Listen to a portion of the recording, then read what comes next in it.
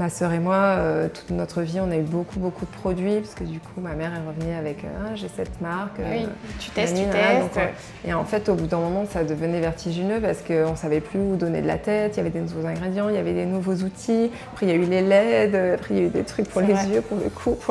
Donc, on était là, waouh. Au début, on testait tout et puis au bout d'un moment, on s'est dit, mais en fait, on ne pourra jamais être parfaite selon le diktat. Parce qu'il y en a trop en fait. Et après il y avait les parfums, après il y avait tout ce qui était maquillage. Ça a escaladé, je pense, vraiment dans les années 90. Et il y a eu un engouement. Justement avec ce marketing de masse qui s'est développé aussi à ce moment-là. Ouais, les marques en fait, elles créent les tendances que les consommateurs ils veulent suivre.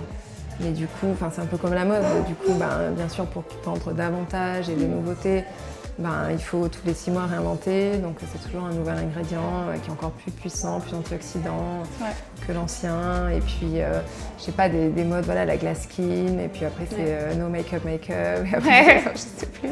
C'est ça, oui, tout à fait, il y a toujours ça rebondit en permanence. Voilà. Bon, c'est encore jamais à la mode l'acné, j'avoue. C'est vrai. C'est encore jamais à la mode l'eczéma, le psoriasis léger. Et donc mono, oui, à partir du moment où on dit qu'on est quelque chose de très naturel, on essaie d'être un peu à contre-courant de ça, mais sans vraiment être à contre-courant, mais juste dire vivre en harmonie avec qui on est, avec ce à quoi notre peau ressemble, et pas essayer de se mentir et de s'inventer, de se réinventer une nouvelle peau.